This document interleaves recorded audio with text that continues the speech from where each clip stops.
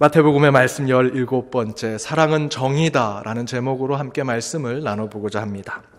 예수님은 다름이라는 경계를 깨셨고, 또한 우리가 가지고 있는 편견과 선입견의 장벽을 무너뜨리신 분이십니다.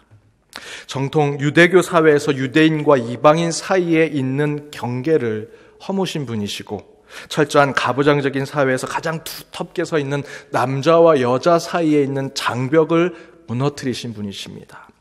그리고 그 예수의 정신을 이어받은 경계와 이 장벽을 무너뜨리는 그 예수의 정신을 이어받은 초대교회와 그 사도들은 예루살렘의 경계를 깨고, 그 전통과 관습에 묶여있는 예루살렘의 전통을 깨고 유다와 사마리아와 땅끝까지 이르러 그 예수 복음을 전하는 역할을 했습니다. 신학적으로는 예수님은 지성소와 세상을 갈라놓은, 오직 지성소로만 제사장을 통해 하나님을 만날 수 있었던 것을 예수님의 십자가로, 그분의 죽음으로 그 휘장을 찢으셔서 이제 직접 우리가 하나님을 만날 수 있도록 만들어주셨습니다. 그 경계를 깨신 거죠. 유대인과 헬라인, 야만인, 지혜자 모두가 예수의 복음을 믿음으로 의롭게 되도록 만들어주셨습니다. 또한 예수님은 하늘 보좌 버리시고 죽기까지 복종하심으로 하늘에 있는 자, 땅에 있는 자, 땅 아래에 있는 자가 서로 갖고 있는 경계와 그 장벽을 무너뜨리는, 예수의 이름으로 무너뜨리는 역사를 우리에게 보여주셨습니다. 교회는 예수를 나의 구원자로 고백하는 장벽이 없고 경계가 없는 하나님의 공동체입니다. 그렇다면 여러분, 예수님께서 그 장벽과 경계를 무너뜨리는 방법이 무엇이었습니까?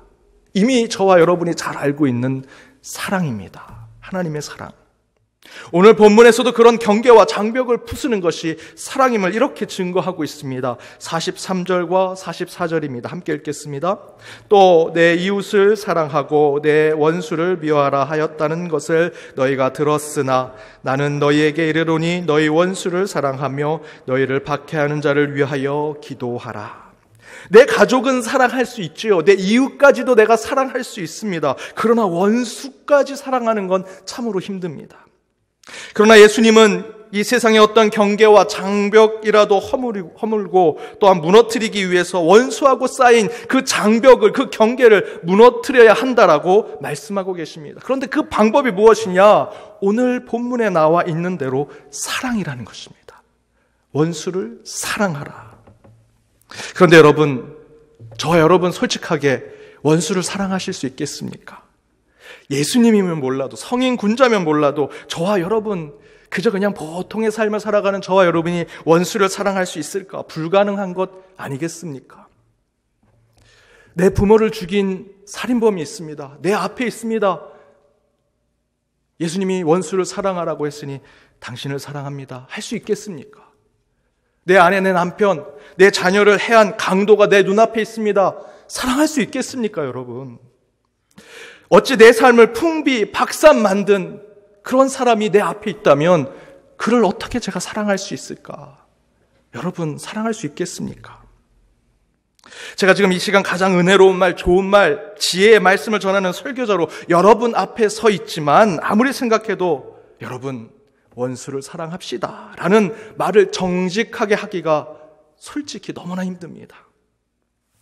여러분 어떠십니까? 제가 원수를 사랑합시다. 성경에 그렇게 써있지 않습니까? 예수님이 그렇게 말씀하지 않으십니까? 원수를 사랑합시다 라고 하는 주제로 설교를 하면 여러분 아멘하고 쉽게 받아들이시겠습니까? 그런데 여러분, 오늘 본문의 말씀은 계속해서 설교를 전하는 자, 말씀을 전하는 자나 그 말씀을 듣는 자에게 반복해서 그럼에도 불구하고 원수를 사랑하라 라고 말씀해주고 계십니다. 예수님은 또한 이렇게 말씀하십니다. 46절과 47절입니다. 함께 읽어보겠습니다. 너희가 너희를 사랑하는 자를 사랑하면 무슨 상이 있으리요? 세리도 이같이 아니하느냐? 또 너희가 너희 형제에게만 무난하면 남보다 더하는 것이 무엇이냐? 이방인들도 이같이 아니하느냐? 예수님은, 주님, 저희가 어떻게 원수를 사랑할 수 있겠습니까? 그냥 내 옆에 잘 아는 사람, 내가 사랑할 수 있는 사람만 사랑하게 살게 해주세요 라고 말하는 저와 여러분에게 너희가 사랑할 수 있는 사람만 사랑하면 그게 무슨 하늘의 상급이 되겠느냐, 야, 그건 세리도 이방인도 아니 세상 사람도 다 하는 사랑이야. 세리나 이방인도 다 할 수 있는 그 사랑을 내가 전하려고, 그걸 너희들에게 명령하려고 이 땅에 하늘 보자 버리고 내려와서 십자가에 달려 대속의 죽음까지 죽으며 그 사랑을 내가 전했겠냐고 말씀하시는 것이 바로 46절 47절의 말씀입니다. 여러분 불편하지 않으세요? 참으로 불편합니다. 그냥 사랑하는 사람만 사랑하다가 천국에 갔으면 좋겠는데 예수님은 그것은 세리나 이방인 세상 사람도 다 하는 사랑이라고 말씀하고 계십니다. 그리스도인, 성도, 거룩한 사람, 하나님의 자녀가 되겠다 결심하여 지금 이 자리에 앉아있는 저와 여러분, 우리는 원수를 사랑해야 한다는 것입니다. 그것은 우리가 그리스도인 되었기 때문입니다. 거룩한 사람, 성도가 되었기 때문이고, 하나님의 자녀, 하나님을 영접하여 하나님이 가지고 계신 모든 권세를 가지게 된 하나님의 자녀가 되었기 때문에 우리는 원수를 사랑해야 한다는 것입니다. 그것에 대한 의미를 예수님은 48절에서 이렇게 얘기하십니다. 그러므로 하늘에 계신 너희 아버지의 온전하심과 같이 너희도 온전하라. 그리스도인이 되겠다, 성도, 거룩한 백성이 되겠다, 하나님의 자녀가 되겠다라는 것이 무엇입니까? 예수님처럼 살겠다, 예수님의 성품 닮아가겠다, 예수님이 사랑하시는 그 사랑을 나도 그대로 사랑하겠다라는 거 아니겠습니까? 48절에서 너희 아버지의 온전하심과 같이 너희도 온전하라 라고 하시는데, 바로 이 온전하심에 대한 하나님의 뜻이 45절에 이렇게 기록되어 있습니다. 우리 아버지 하나님은 악인과 선인에게 모두 해를 통해 빛을 비추시고 구름을 통해 비를 내리신다. 악인 따로 선인 따로, 불의한 자 따로, 선인 착한 사람 따로 이렇게 하지 않으시고 악인 선인 모두에게 빛을 비추시고 비를 내리신다라고 말씀하고 계십니다. 바로 그러한 하나님의 온전하심대로 우리도 그러한 온전한 사랑을 할 때 그리스도인이요, 성도요, 하나님의 자녀라는 것입니다. 그런데 여러분 어떠십니까? 먼저 저는요, 신앙생활 참으로 어렵고 목회가 참으로 쉽지 않다라는 생각을 이 말씀을 읽으면서 하게 됐습니다. 코로나19 바이러스 때문에 이 목회가 신앙이 어렵다고 생각하십니까? 저는 전혀 그렇지 않다고 생각합니다. 이번 계기를 통해서 우리가 모이는 예배가 얼마나 중요한지, 교회 안의 공동체의 교제, 영적인 친교가 얼마나 중요한지를 다시 한번 깨닫게 됐습니다. 함께 모여서 뜨겁게 찬양할 수 있는 그때를 더 사모하게 되지 않았습니까? 코로나19 사태 어려운 일 아닙니다. 힘든 일 아닙니다. 기독교가 점점 부정적인 여론으로 굉장히 기독교가 신앙을 갖는 것이 힘든 세상이 되어가고 있습니다. 그런데 저는 그것이 힘든 일이라고 생각하지 않습니다. 목회자로서 목회 참으로 어렵겠다. 한국 사회가 점점 기독교가 부정적으로 바뀌고 있는데 어렵겠다. 주변에서 얘기하지만 그렇지 않다고 생각합니다. 이제 밑바닥을 쳤습니다. 이제 교회가 새롭게 되고 개혁하고 바르고 옳게 가면 저는 다시 부흥의 때가 오리라 믿습니다. 오늘 말씀과처럼 하나님의 온전하심대로 내가 온전해야 한다 라는 것이 내 삶과 피부에 너무나 가깝게 와닿는 것입니다. 그 가운데 거룩한 부담감을 느낍니다. 어떻게 목회자가 될까, 어떤 목사가 될까라고 하는 생각 이전에 내가 어떤 바른 그리스도인이 될까, 하나님의 온전하심대로 바른 성도가 될까, 그 온전하심을 닮을 수 있는 하나님의 거룩한 자녀가 될 수 있을까, 그게 더욱더 힘들고 어렵습니다. 그래서 바로 하늘에 계신 너희 아버지의 온전하심과 같이 너희도 온전하라는 이 표현이 너무도 영적으로 무겁고 진지하고 신중하게 제게는 다가옵니다. 결론적으로 말씀드리면, 주님, 그럴 수 없는데 어떻게 합니까? 이 못난 목사, 원수는커녕 작은 미물도 사랑하지 못하는 존재인데 어떻게 하나님의 온전하심대로 사랑할 수 있겠습니까? 원수까지 사랑할 수 있겠습니까? 그것이 저의 고백입니다. 매일같이 회개하며 기도하고 있습니다. 그런데 그 가운데 우리 주님은 한 가지의 방법의 말씀을 통해 우리의 사랑의 방법을 알려주십니다. 오늘 본문 38절에서 42절입니다. 함께 읽어보겠습니다. 또 눈은 눈으로 이는 이로 갚으라 하였다는 것을 너희가 들었으나 나는 너희에게 이르노니 악한 자를 대적하지 말라. 누구든지 내 오른편 뺨을 치거든 왼편도 돌려대며 또 너를 고발하여 속옷을 가지고자 하는 자에게 겉옷까지도 가지게 하며 또 누구든지 너로 억지로 우리를 가게 하거든 그 사람과 심리를 동행하고 내게 구하는 자에게 주며 내게 끄고자 하는 자에게 거절하지 말라. 이 말씀은 두 개의 큰 구조를 가지고 있습니다. 하나는 세상이 말하는 정의에 대한 구조를 가지고 있고 또 다른 하나님 말씀, 하나님 나라에 대한 정의가 또한 한 구조로 차지하고 있습니다. 세상에서 말하는 정의는 38절에 나온 대로 눈에는 눈, 이에는 이입니다. 누가 내 눈을 때리면 나도 똑같이 그 사람의 눈을 때려야 하는, 내 이를 하나 부러뜨리면 나도 똑같이 그놈의 이빨을 부러뜨려야 그것이 보복적인 정의로, 세상의 정의로 받아들이는 거죠. 그게 세상에서는 정의라고 얘기합니다. 법대로 하는 것. 그러나 예수님께서 알려주신 하나님 나라의 정의는 조금 다릅니다. 오른뺨을 맞았으면 나도 똑같이 그놈의 오른뺨을 때려야 되는데 예수님은 왼뺨을 대라고 얘기하십니다. 속옷을 가져가면 똑같이 그놈의 속옷을 뺏어 와야 되는데 우리 예수님은 겉옷을 주라고 얘기하십니다. 억지로 오리를 가자고 하면 나중에 그놈과 함께 다시 오리를 내가 끌고 가야 되는데 그게 아니라 이제 더 오리를 더가 심리를 가주라고 예수님은 말씀하십니다. 바로 이것이 예수님께서 새롭게 우리에게 주시는 하나님 나라의 정의라는 것입니다. 그런데 저는 바로 이 정의가 하나님 사랑을 완벽하게 이루지 못하는 우리 인간이 할 수 있는 또 다른 모습의 하나님 사랑이라고 생각합니다. 온전한 하나님의 사랑을 할 수 없다면 우리 인간은 그 사랑을 쫓아가고 닮아가기 위해 새롭게 예수님께서 주신 하나님 나라의 정의를 통해 원수를 사랑하는 법을 깨달아야 합니다. 라이놀드 리버라는 신학자는 이에 대해서 이렇게 얘기하십니다. 사랑의 근사치로서의 정의. 사랑의 근사치로서의 정의. 하나님의 사랑을 아가페라고 합니다. 여러분, 아가페를 이룰 수 있습니까? 아닙니다. 인간은 에로스, 필로케, 그 정도만 사랑할 수 있는 존재입니다. 하나님의 그 아가페라고 하는 하나님의 사랑을 우리는 할 수 없습니다. 그런데 저와 여러분은 그 하나님의 온전하심을 닮아가고 쫓아가야 할 그리스도, 성도, 하나님의 자녀가 됐습니다. 그렇다면 저희는 조금이나마 아가페, 하나님의 사랑을 우리의 삶 가운데 이루어내야 합니다. 근데 할 수 없기 때문에 우리 예수님은 우리에게 하늘나라의 정의를 알려주셨습니다. 바로 그것을 라이놀드 리버는 사랑의 근사치로서의 정의라고 표현한 것입니다. 그런데 목사님, 어떻게 오른뺨을 맞고 왼뺨을 댈 수 있겠습니까? 속옷을 빼앗아 갔는데 겉옷까지 주는 것, 억지로 오리를 가자고 하는 것에 심리를 더 가져가는 것이 왜 그게 정의입니까? 라고 물어보실 수 있죠.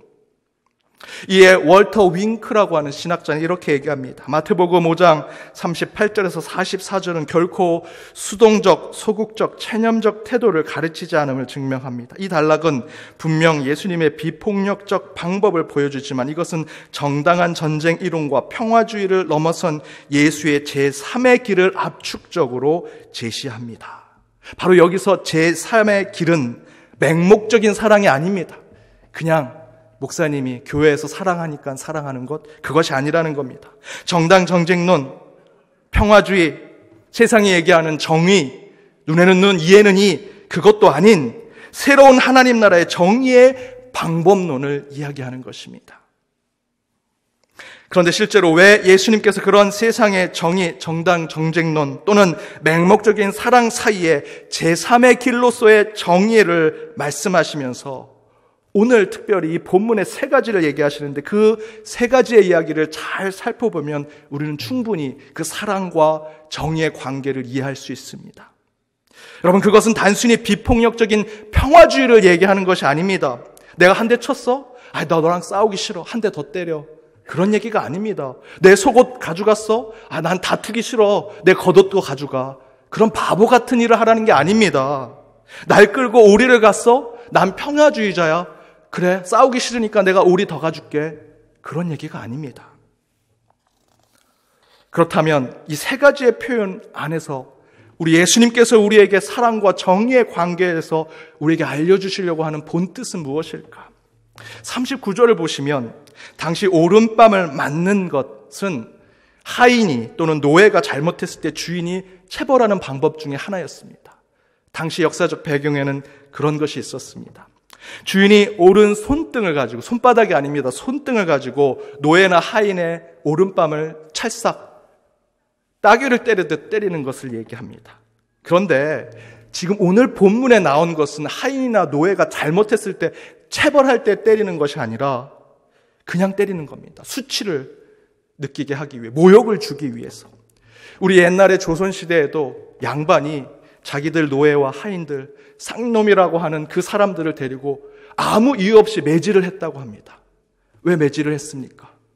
너희는 내가 때리면 죽어야 될 사람들이야. 너희는 내 밑에 있는 사람, 나한테 지배받고 있는 사람들이야. 그것을 깨닫게 하기 위해서 아무 이유 없이 매질을 매번 했다고 합니다. 바로 그것을 나타내는 것이 39절 말씀입니다. 잘못 있어서 때리는 게 아닙니다. 모욕을 주고 수치를 주면서 너는 내 말만 들어야 돼. 넌 내가 죽으라고 하면 죽어야 돼 하는 것을 보여주는 것입니다. 뺨을 때린 사람은 우월한 자들이죠. 주인, 남자, 어른, 종교 지도자, 당시 유대 사회를 말하는 것입니다. 뺨을 맞는 사람들은 열등한 자들입니다. 노예, 여자, 어린이, 이방인들을 말하죠. 어떤 합리적이고 논리적인 이유와 의미에 있어서 우열을 가린 것이 아니라 그냥 세상에서 힘세고 목소리 큰 사람들이 만든 우열과 계급에 따라 누구는 뺨을 맞고 누구는 뺨을 때리는 시대였다라는 것입니다. 그런데 바로 이 사회적 구조와 상황 속에서 예수님의 정의는 힘 있는 사람이 와서 뺨을 때리면 너도 가서 뺨을 때려라 라고 하는 세상적인 보복적 정의를 얘기하는 것이 아니라 내 뺨을 때린 원수를 사랑하긴 참으로 힘들고 어렵지만 그래도 그를 사랑하기 위해서는 왼뺨을 대라 라고 말씀하십니다. 여기서 왼뺨을 대는 것은 오른뺨은 당신이 나를 업신여기고 무시해서 나를 마음대로 때렸지만 왼뺨을 때릴 때는 그렇게 할 수 없습니다. 이제 내 허락을 받아야 하고 내가 또 맞아야 한다면 당신이 나를 때리는 이유와 그 뜻을 저는 이제 알아야겠습니다. 그런 뜻에서 왼뺨을 대는 것입니다. 오른뺨은 수동적이고 무력하며 소극적이고 체념적인 것에 대한 인간의 모습을 상징합니다. 그러나 왼뺨은 자기의 권리, 인간 존재의 의미를 회복하는 능동성과 적극성을 상징하는 것이죠. 이에 대해서 톰 라이트라고 하는 신약학자는 똑같이 때리면 악순환만 나을 뿐입니다. 다른 뺨도 된다는 것은 이런 뜻입니다. 원한다면 나를 다시 때려도 좋습니다. 하지만 이번에는 나를 열등하게 봐서가 아니라 대등하게 보고 때려야 합니다. 40절의 속옷 겉옷에 대한 이야기도 41절의 오리를 가고 심리를 가는 이야기도 같은 의미를 가지고 있습니다. 특별히 41절의 오리를 가자고 하는 이야기에서도 이것도 역사 배경적인 것을 가지고 있습니다. 당시 로마 제국이 이스라엘 나라를 지배하고 있었습니다. 그 가운데 합법적인 법률 중에 하나가 뭐냐면 로마 군인이 이스라엘 땅에 그들이 지배하고 있는 식민지의 한 마을에 그 사람들을 일부 착출해가지고 아주 무거운 군사 물품들을 그들의 어깨에 짊어지게 하고 오리를 가게 하는 것입니다. 1.5km 정도, 1마일 정도 가게 하는 것이 합법적인 법이었습니다.